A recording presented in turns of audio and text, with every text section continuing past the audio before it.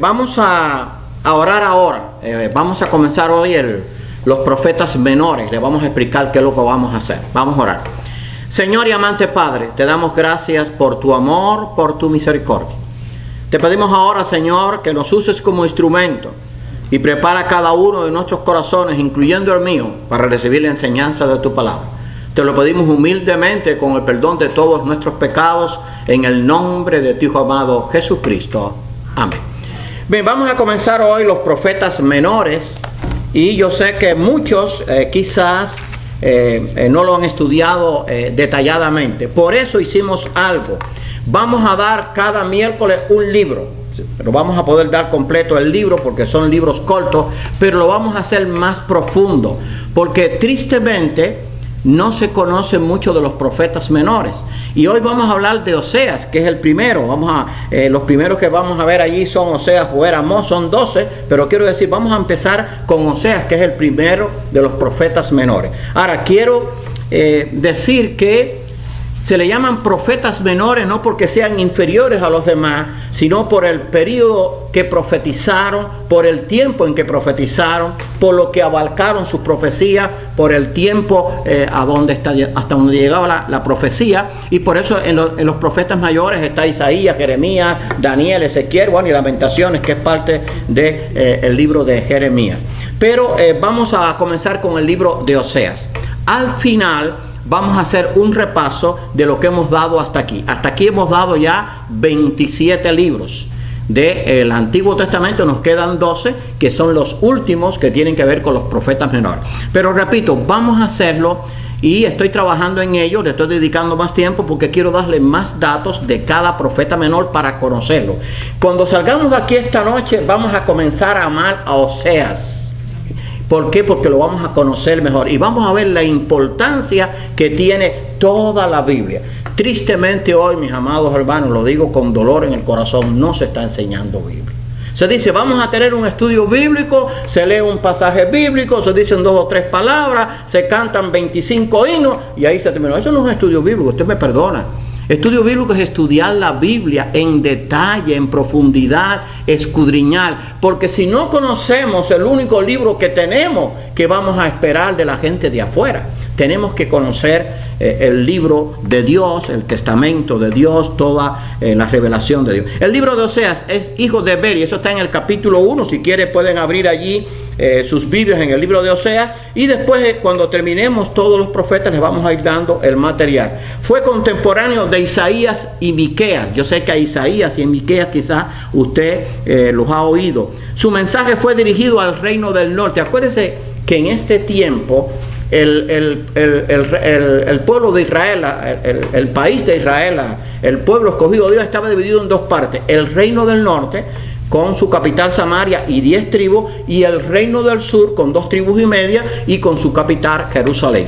El reino del norte se corrompió más rápidamente, pero tristemente también el reino del sur le llegó la corrupción y ambos tuvieron que sufrir el juicio de Dios. Pero el mensaje de Oseas fue dirigido al reino del norte, que fue un reino muy corrupto. El libro de Oseas tiene 14 capítulos, ya por lo menos por ahí sabe que tiene 14 capítulos. Su ministerio profético abarca desde el año 755 hasta el 710 antes de Cristo, o sea, duró unos 45 años. Así que cuando usted le hablan de profetas mayores y profetas menores, no es por la cantidad de años, sino por lo que abarcó su profecía, hasta dónde llegó la profecía, porque algunas profecías como Daniel, Isaías, Jeremías llegaron hasta el reino eterno de Dios y tuvieron que ver con el Mesías. Otros no, tuvieron que ver con el tiempo que les rodeaba. Así que el ministerio profético de Oseas duró unos 45 años. Oseas significa salvación. Fíjese que, y si algo necesitaba Israel en este tiempo, y lo vamos a ver, era salvación de parte de Dios, porque estaba obstinado en su pecado. Su ministerio fue mayormente dirigido al reino del norte, aunque también lo hizo en el reino de Judá, porque estaba allí contemporáneo. Profetizó en los reinados de Usías, Jotán, Acaz y Ezequías, rey de Judá, y Jeroboam II en Israel. Jeroboam fue un hombre muy pecador y hizo pecar mucho a Israel, igual que fue Acaz. Cubrió los últimos 6 reyes de Israel, desde Zacarías hasta Oseas. Así que en esos 45 años Él tuvo un ministerio tremendo porque tuvo muchos reyes que estuvieron bajo su ministerio profético, pero Dios lo usó grandemente. Acuérdese de esto porque antes de decirlo, acuérdese que hay cosas que Dios hace, y esto, hermano, esto me ha ayudado mucho en mi vida cristiana. Hay cosas que Dios hace que nosotros quizás no entendemos. Pero acuérdese de esto, todo lo que Dios hace tiene un buen propósito y está bien. O sea, no puedo ni cuestionarlo, no puedo decir, bueno, ¿y por qué hizo esto? Porque vamos a ver qué pasó con Oseas. Y después le vamos a dar un material al final, pero vamos a hablar de ello después.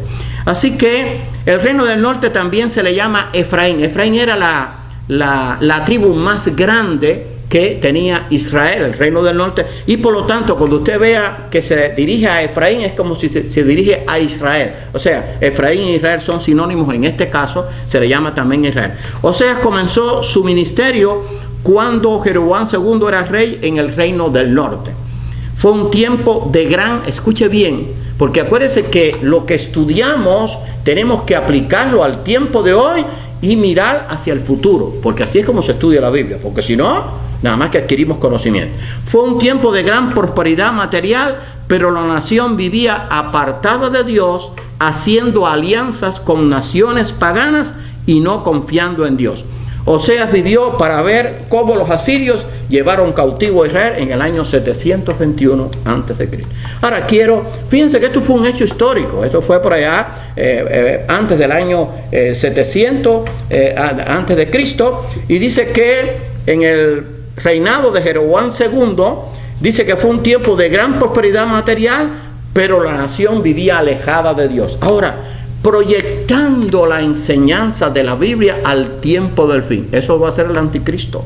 En el tiempo del anticristo va a haber mucha prosperidad material en los primeros 3 años y medio, pero el mundo se va a alejar de Dios y el juicio de Dios va a caer sobre este mundo. Como cayó el juicio de Dios sobre Israel con los asirios, que fueron llevados cautivos en el año 721. Cuando estudiamos la Biblia así, entendemos claramente todo el plan profético de Dios. O sea, lo que ocurrió con Israel en ese tiempo con el imperio asirio y con el ejemplo de Jeroboam, se estaba proyectando al futuro en el último gran imperio, cuando va a haber una gran prosperidad material. Ahora, ubíquense en esto. ¿Qué es lo que desea la gente hoy? Prosperidad material. No importa lo que suceda, no importa cómo la gente viva, no importa qué leyes se violen, no importa los pecados que se cometan, el problema es vivir bien. Pero el mundo está siendo juzgado ya y va a ser juzgado al final con el justo juicio de Dios. El texto clave del libro, aunque tiene otro, ese de con cuerdas de amor te atraje, pero es este porque tiene que ver con el llamamiento al arrepentimiento que está en el capítulo 14 que le hace Dios al pueblo. Dice, ¿quién es sabio para que entienda esto y prudente para que lo sepa? Porque los caminos de Jehová son rectos y los justos andarán por ellos, mas los rebeldes caerán en ellos. Oseas 14:9. O sea, Dios estaba llamando al arrepentimiento y estaba haciendo una pregunta: ¿quién es sabio para que entienda esto y prudente para que lo sepa? Ahora, eso mismo no está sucediendo hoy. No se está llamando al arrepentimiento a este mundo a través de los mensajes en las iglesias, a través de los mensajes en Facebook, a través de los mensajes en internet, en la radio, en la televisión, por los misioneros, por los pastores en diferentes lugares.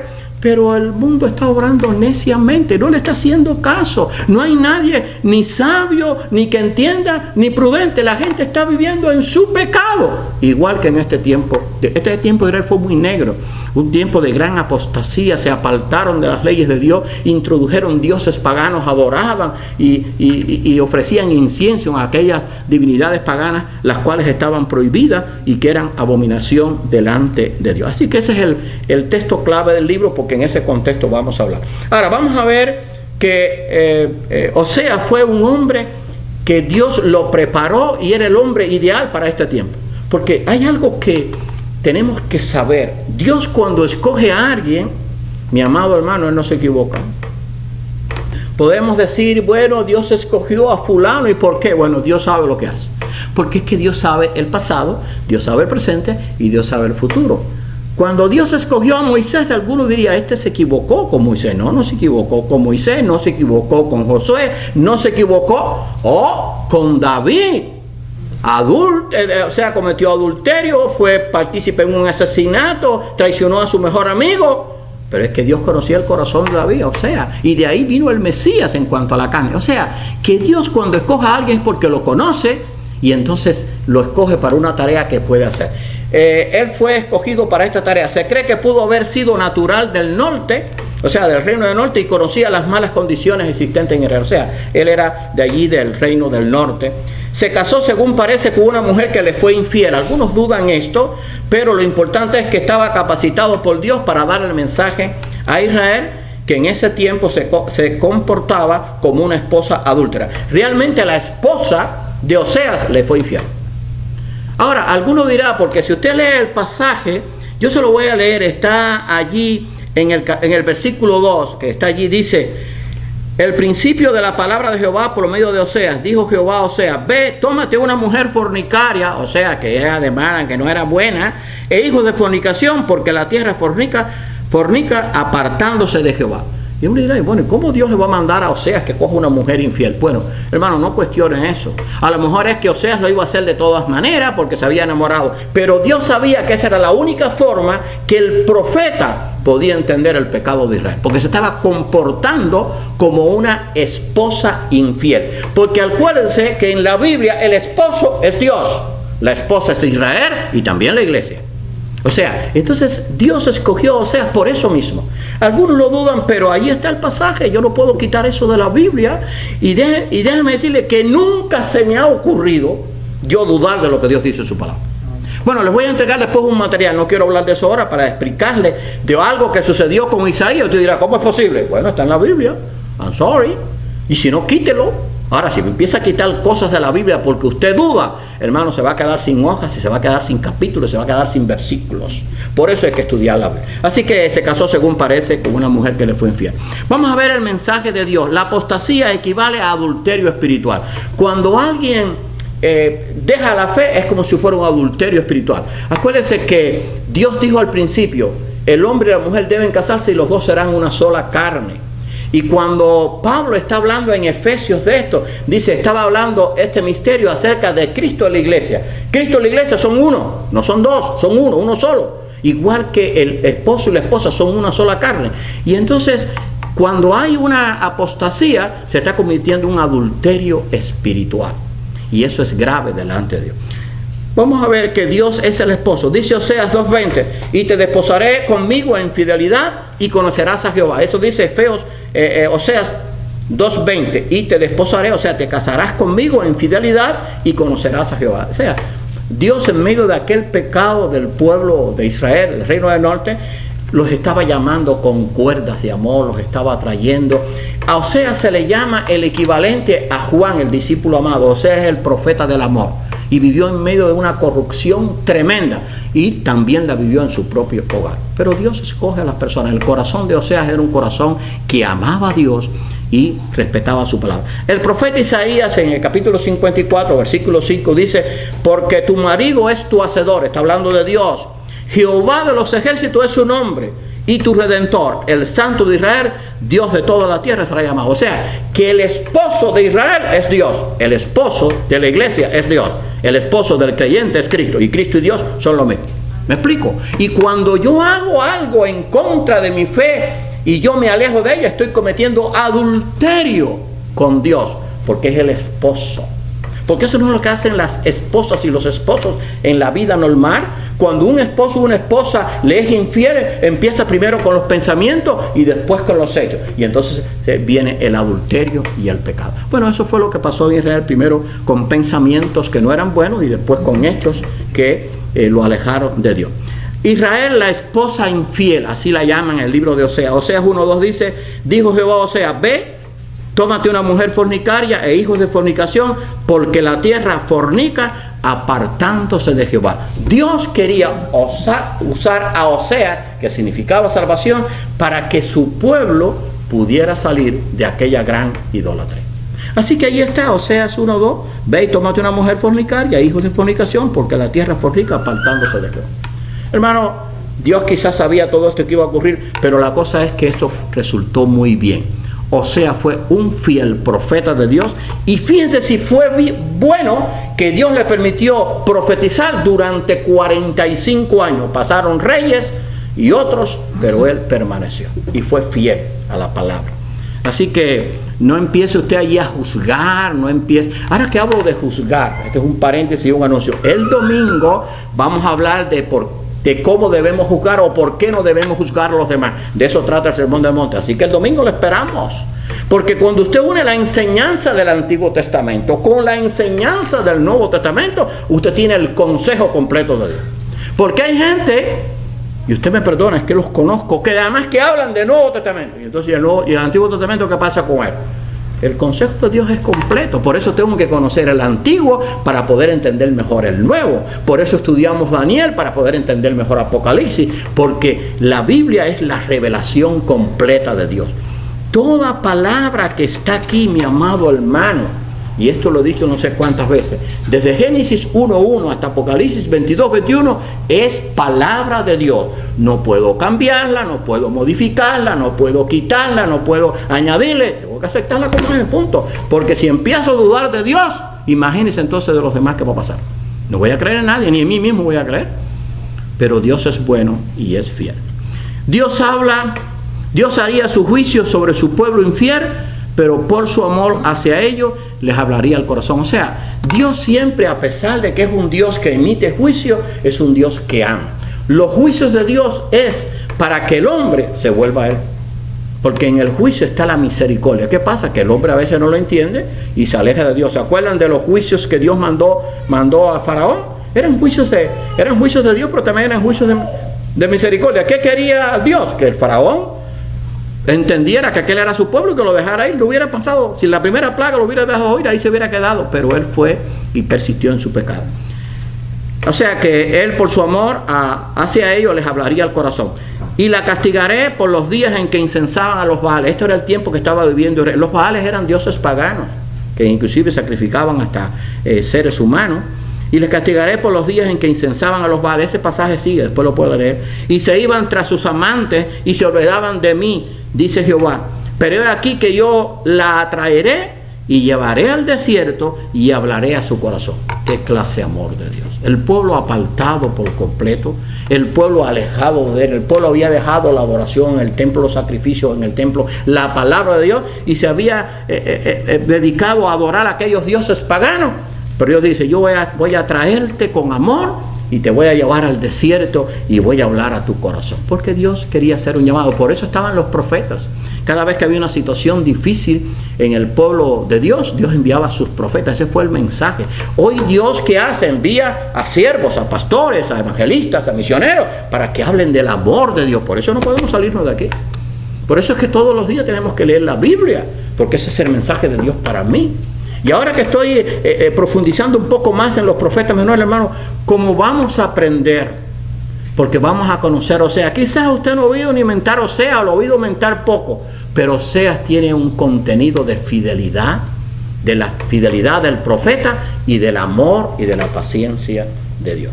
Vamos a ver algunas ilustraciones usadas por Dios para expresar la deplorable condición de su pueblo Israel. Primero, el Valle de Acor era un lugar allí que estaba en Israel, una puerta de esperanza. Dice Oseas 2:15, y le daré sus viñas. Creo que este Valle de Acor estaba cerca de Jericó. Y le daré sus viñas desde allí y el Valle de Acor por puerta de esperanza, y allí cantarán como en los tiempos de su juventud y como en el día de su subida de Egipto. O sea, le estaba hablando por ilustraciones. El Valle de Acor era como una puerta de esperanza. Si ellos se arrepentían en medio de su pecado, ellos volverían a tener el perdón de Dios y entonces comenzarían a disfrutar de su bendición.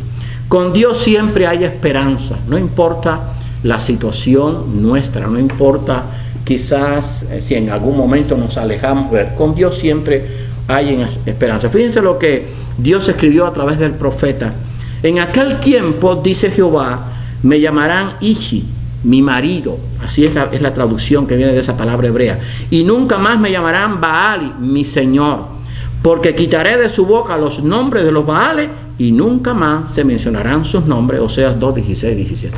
Esto fue efectivo cuando el pueblo se arrepintió, pero se hará efectivo completamente en el reino eterno de Dios.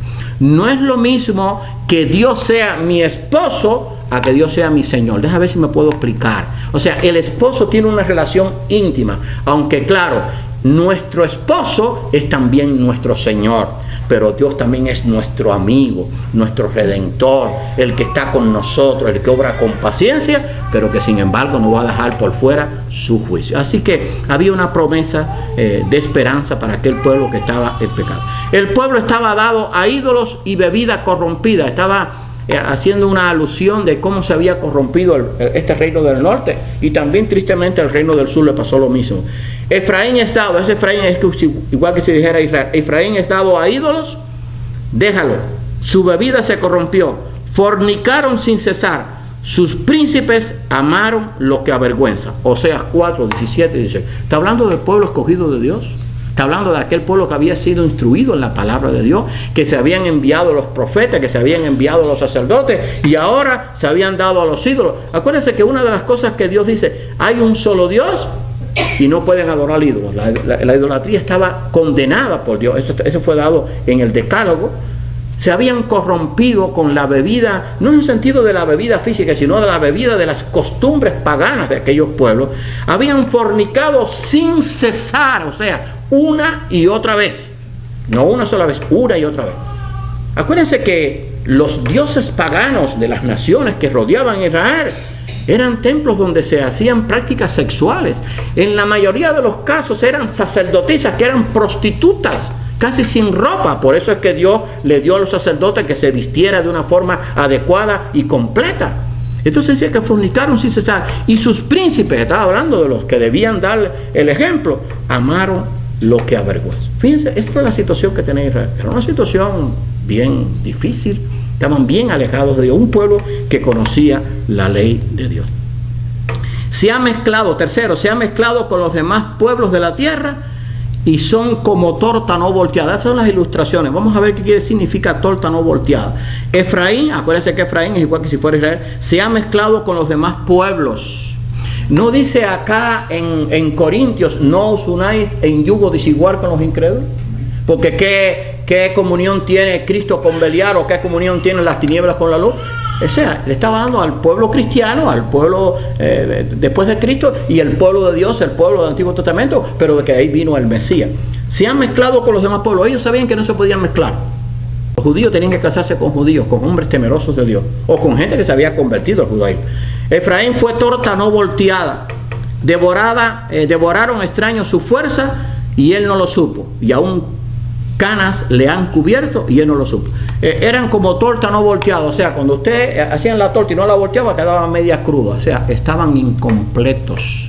¿Por qué? Porque no estaban haciendo la voluntad de Dios. La torta para que se pudiera comer bien tenía que virarse y cocinarse por ambos lados. Habían ofrendas que eran tortas que se ofrecían, tenían que ofrecerse bien. Ahora bien, dice que devoraron extraños su fuerza, o sea, perdieron su fuerza delante de sus enemigos. ¿Por qué? Porque se habían alejado de Dios. Y él no se daba cuenta de esto. Y las canas le habían cubierto y no lo supo. O sea, se comenzaron a envejecer por el pecado. El pecado envejece. El pecado destruye. El pecado hace perder la fuerza. ¿Ustedes no han visto personas adultas, creyentes, con un poder tremendo? Y jóvenes en la fuerza, porque tienen el poder de Dios. Les voy a contar esto. En mi tiempo, estoy hablando hace unos cuantos años atrás, yo no me había casado, tenía unos 16 años, era un jovencito, no me había convertido todavía, pero después de eso yo conocí al Señor, y había una muchacha que era contemporánea conmigo. Pero era una muchacha que tristemente no buscó de Dios, se entregó al pecado, a la vida libertina, y aquella muchacha en cuestión de 4 años se desformó, parecía una vieja. Era de mi edad y parecía que era casi mi mamá. Se desformó porque el pecado consume. Ahora la comunión con Dios embellece. No solamente embellece espiritualmente, sino también físicamente, porque Dios cuida nuestro cuerpo. Bueno, a ellos les había pasado, se habían envejecido por el pecado. Obraron como paloma incauta. Fíjense qué ejemplo. Todo eso está allí en Oseas. ¿Qué ejemplos usó Dios para darle el mensaje al pueblo? Obraron como paloma incauta, sin entendimiento, por alejarse de Dios. Cuando la gente se aleja de Dios, obra sin entendimiento, empieza a obrar sin entendimiento, no sabe lo que está haciendo y que cada día se está hundiendo más.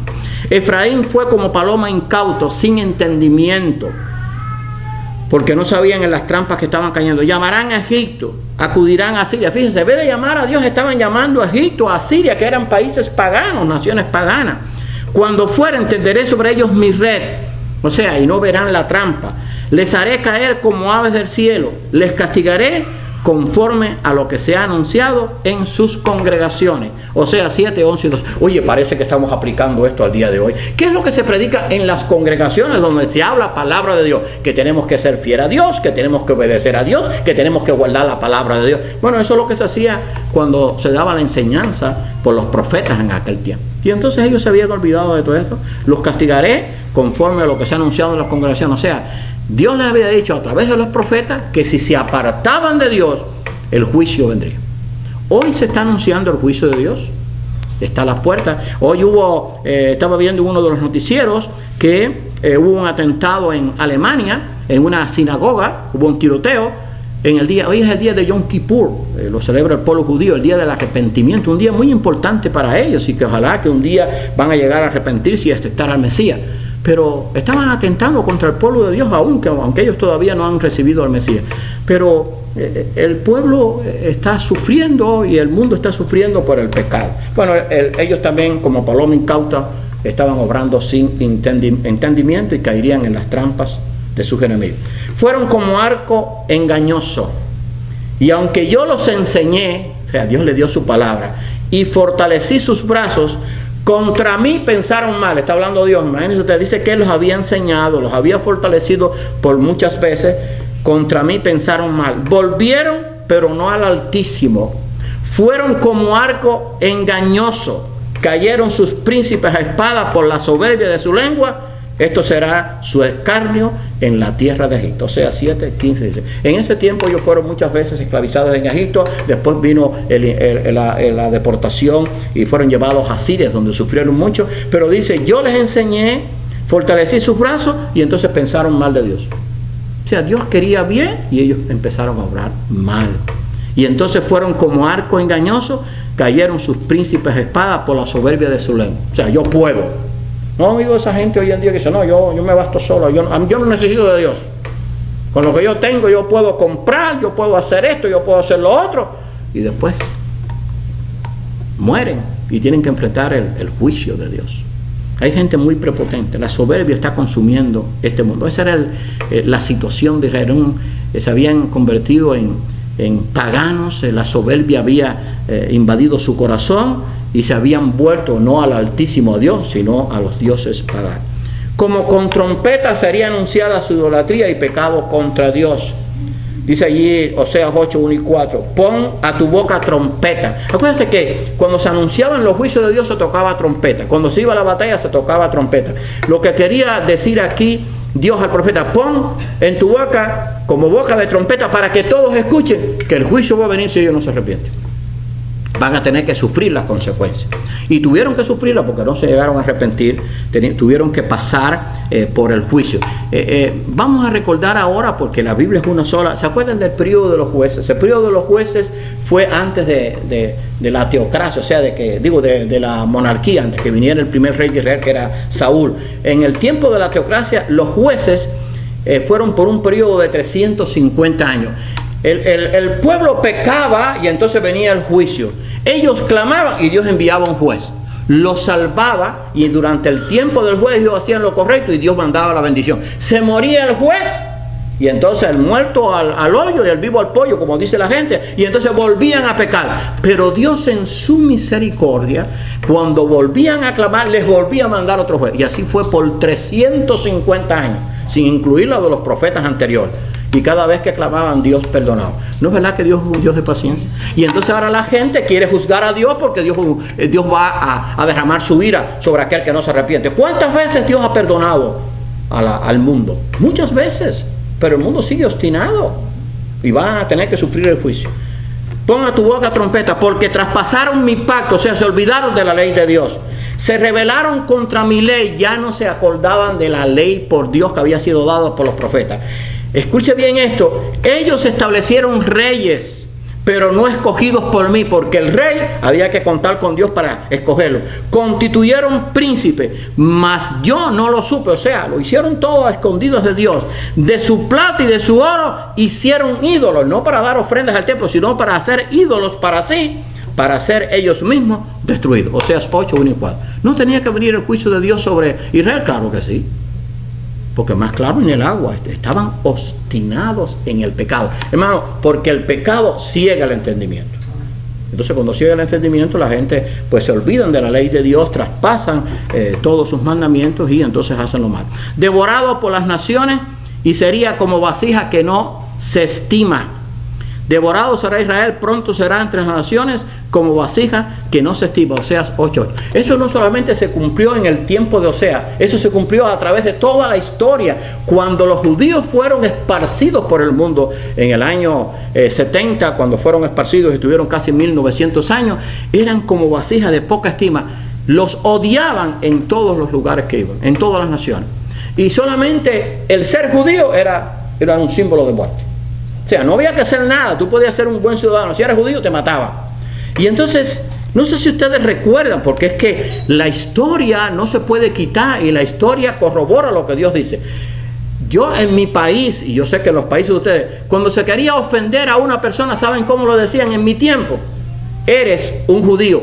Eso era una ofensa, es lo peor que se le podía decir a una persona, eres un judío. Porque llegaron a ser como vasija que no se estima, o sea, en el tiempo de Oseas y después en el futuro también, porque se apartaron de Dios y también rechazaron al Mesías. Así que la palabra de Dios se cumple y en ese tiempo ellos serían allí entre las naciones como vasijas que no se estima. Estuvieron cautivos de Egipto, estuvieron cautivos de Asiria, estuvieron cautivos allí con los griegos, con los romanos, o sea, y fueron llevados cautivos después por todo el mundo. La ley de Dios le fue cosa extraña y olvidaron a su hacedor. ¿Sabe qué es? Que la ley de Dios me sea cosa extraña. Es como si ahora el leer la Biblia a mí me sea cosa extraña. Sí, cuando uno está en pecado no quiere leer la Biblia porque la Biblia te habla en contra del pecado. No me hable, no quiero leer la Biblia. No, porque me está hablando mal a mí. No, te está hablando mal a ti, te está hablando bien. Tú eres el que estás haciendo mal. Entonces, la ley de Dios le fue cosa extraña y olvidaron a su hacedor. Esos eran los pecados que estaba cometiendo Israel en ese tiempo. Les escribí las grandezas de mi ley, dice el profeta.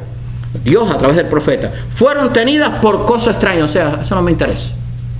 Dios es amor, Dios es el único Dios verdadero, Dios es un Dios paciente, Dios es fuego consumidor. No les interesaba. Olvidó pues Israel a su hacedor, al que lo había formado como nación, y edificó templos, y Judá multiplicó ciudades fortificadas, mas yo meteré fuego en sus ciudades, el cual consumirá sus palacios. Oseas 8, 12 y 14. Eso pasó en aquel tiempo cuando los asirios, también pasó cuando Nabucodonosor invadió allí también Jerusalén y se llevó cautivos a Babilonia y quemaron, y también sucedió cuando el Imperio Romano quemó el templo y fueron esparcidos los judíos. O sea, les escribí las grandezas, decía de Dios a través del profeta, oye, te estoy escribiendo las grandezas de mi ley y tú las tienes por cosa extraña. Es como si ahora yo le decía, tenemos que amarnos los unos a los otros, tenemos que perdonarnos, tenemos que sobrellevarnos. Eso no es la enseñanza del Nuevo Testamento, la enseñanza de Cristo. Y ustedes, no, eso es extraño, eso para mí no. Yo les conté esto una vez, creo que ahora viene a colación. Una vez yo estaba hablando de que la esposa debe someterse al esposo. Eso es Biblia. Claro, dentro del amor y dentro de lo que establece la Biblia, de que ambos tienen que amarse uno al otro y sobrellevarse. Pero entonces yo estaba hablando de que la esposa debe someterse al esposo. Y entonces cuando termino, me contó uno que yo estando predicando, una hermana que estaba sentada dice, eso lo dirá la Biblia, por eso yo no lo hago. ¿Tú puedes creer eso? Después yo me enteré quién era. Le dije, hermana, pues usted está mal, no conmigo, usted tiene un problema con Dios. Digo, no, eso lo dirá la Biblia, por eso yo no lo voy a hacer. Ella era mandona. Bueno, ya cuando eso estaba viuda. No sé si el esposo se murió de la soberbia que cogió. Pero bueno, la gente les parecía cosa extraña la ley de Dios. Así que vivían en un pecado. Igualmente hoy, hermano, porque esta es la aplicación. Igualmente hoy al mundo le parece cosa extraña la perfecta ley de Dios. Le parece cosa extraña. Y viven en completo olvido de ella y en rechazo de su hacedor. Por lo tanto, el fuego del justo juicio de Dios vendrá sobre los que están viviendo cada día en completa oposición a las leyes de Dios. Tengo que leer este pasaje porque esta es parte de la aplicación, no solamente conocimiento, sino aplicación. Dice 2 de Pedro 3, 5 al 7. Estos ignoran, está hablando de los que ignoran acerca de la venida de Cristo. Estos ignoran voluntariamente que en el tiempo antiguo fueron hechos por la palabra de Dios los cielos. Estoy leyendo en 2 de Pedro 3, 5 al 7. Estos ignoran voluntariamente que en el tiempo antiguo fueron hechos por la palabra de Dios los cielos y también la tierra que proviene del agua y por el agua subsisten. Por lo cual el mundo de entonces pereció anegado en agua. Pero los cielos y la tierra que existen ahora están reservados por la misma palabra que fue en el diluvio, guardados para el fuego en el día del juicio y de la perdición de los hombres impíos. Y si usted puede leer el 13 y el 14, dice: por lo cual, oh amados, estando en espera de estas cosas, procurad con diligencia ser hallados por él sin mancha e irreprensibles en paz. Pero el mundo no le interesa esto. Les parece cosa extraña. Se olvidan de su hacedor. Y el justo juicio de Dios va a venir. No les interesa. Se ríen cuando les hablamos de él.